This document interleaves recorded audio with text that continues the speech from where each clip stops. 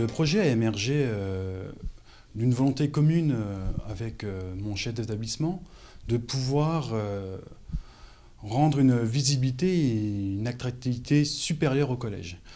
Il faut savoir que chaque année, il y avait un renouvellement de nos personnels et ainsi nous avons voulu que les personnels déjà en place, qui avaient une forte envie de s'impliquer dans des projets novateurs et fédérateurs, puissent avoir cette marque sur le collège d'innovation afin de permettre à de nouveaux collègues venant d'ailleurs, ou de l'académie ou en France, de pouvoir s'inscrire dans ce même projet et pouvoir porter à leur tour les valeurs que nous souhaitons véhiculer auprès de nos élèves.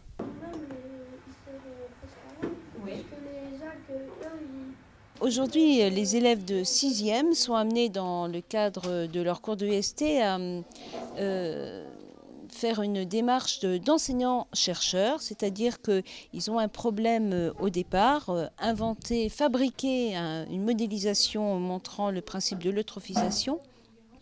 Et ils doivent tout faire de A à Z.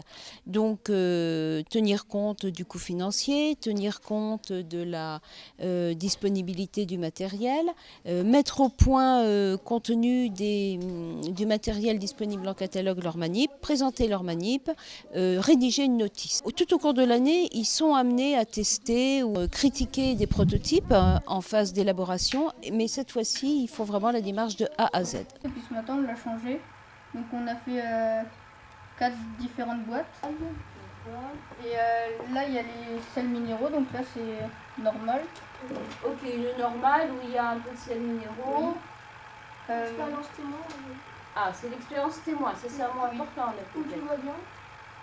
Ok. Et les autres, Nous sommes dans une classe de 3e de technologie.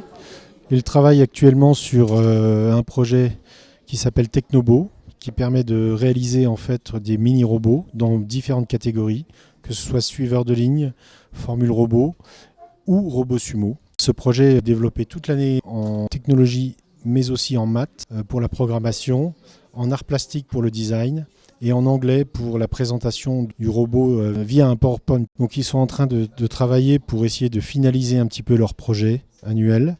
C'est la phase de test et la phase de programmation qui leur permettra en fait d'être compétitifs au concours qui aura lieu au mois de juin. Actuellement, nous sommes en train de fixer les câbles sur notre robot Sumo qui participera au concours Technobo en fin d'année.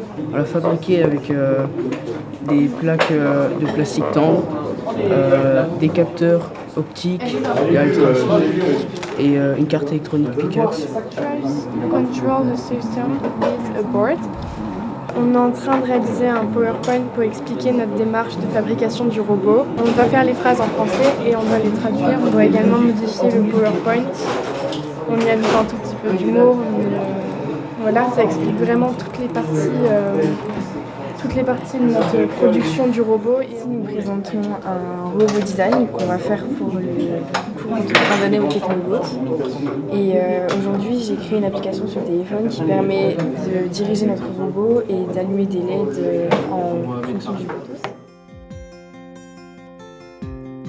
On a aussi d'autres projets qui sont en cours au niveau de l'impression 3D pour pouvoir travailler sur des automatismes au niveau du collège par exemple. On a développé un projet de programmation de l'éclairage automatique du collège vis-à-vis de la cour pour qu'on puisse faire des économies d'énergie au niveau des lampadaires qui se situent à l'intérieur de la cour des élèves.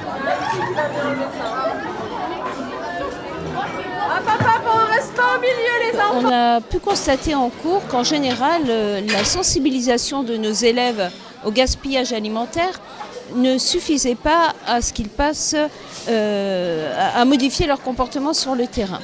Donc on a décidé de mettre en place des nudges à la cantine de manière à voir si ces dispositifs leur permettaient réellement de passer à l'action et surtout si ces dispositifs pouvaient avoir un effet pérenne. Les nudges, pour expliquer très rapidement, ce sont des outils peu chers, faciles à mettre en place, qui permettent à l'utilisateur d'adopter un comportement favorable, soit à lui-même, soit à la collectivité.